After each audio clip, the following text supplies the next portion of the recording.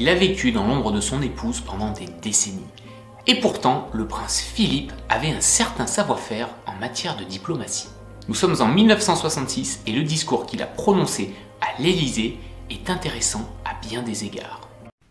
Le problème constant, c'est l'ignorance. Voyons en détail ce qui en a fait son succès et surtout ce que vous pouvez réutiliser dans vos propres prises de parole.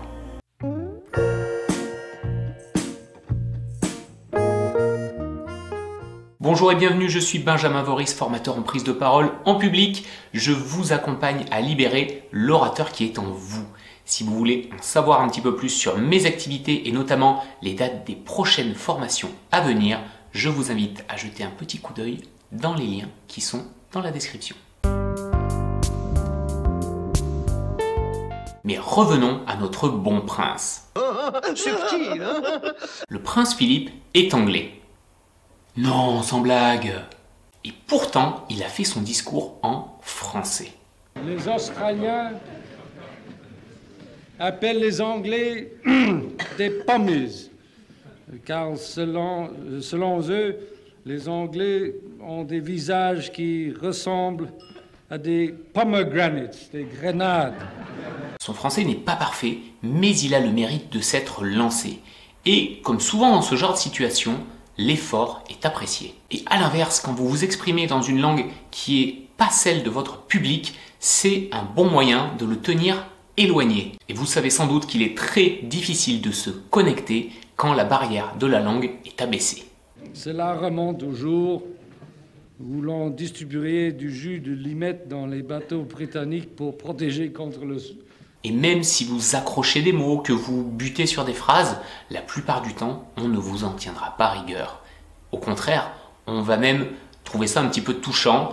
On va apprécier que vous ayez fait l'effort justement de vous adapter à votre public et que ce ne soit pas votre public qui ait besoin de s'adapter à vous. Car l'effort que vous allez déployer pour parler une autre langue par exemple va gommer un petit peu ces imperfections et créer de la connexion avec votre public. On a donc un bon point pour le prince Philippe qui est, je vous le rappelle aussi, le duc d'Édimbourg. Mais quand on connaît la rivalité qui anime depuis très longtemps nos deux pays, on se dit que la langue de Molière ne sera pas suffisante pour qu'il se fasse des amis. Les mains sur le ballon, comme on dit. Ouh, ce caramel sur Jules Plisson. Alors quel outil est-ce que vous pouvez utiliser pour vous sortir d'une situation qui peut être un petit peu tendue? La réponse, l'humour. L'humour, c'est ce qui permet de détendre l'atmosphère.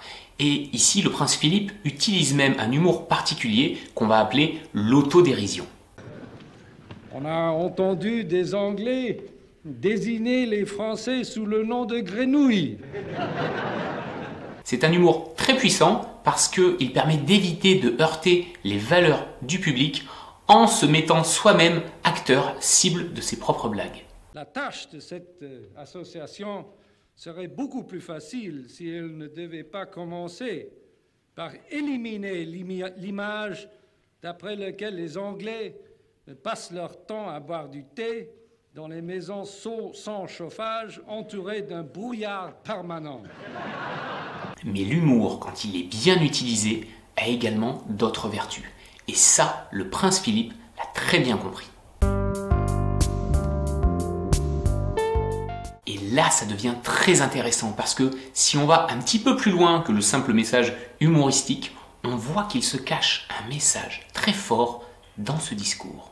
Est-ce que vous avez réussi à l'identifier? Le problème constant, c'est l'ignorance.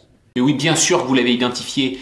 Ce message, c'est l'ignorance, la méconnaissance que les peuples ont les uns envers les autres. Ce sont tous les petits raccourcis que l'on peut prendre pour cataloguer les gens avant même de les connaître. C'est pour ça que quand il dit que les Australiens appellent les Anglais des grenades, il fait référence au fait que les Anglais seraient un peu rougeaux, donc ressembleraient aux fruits, la grenade. Même chose avec les Anglais qui appellent les Français les grenouilles.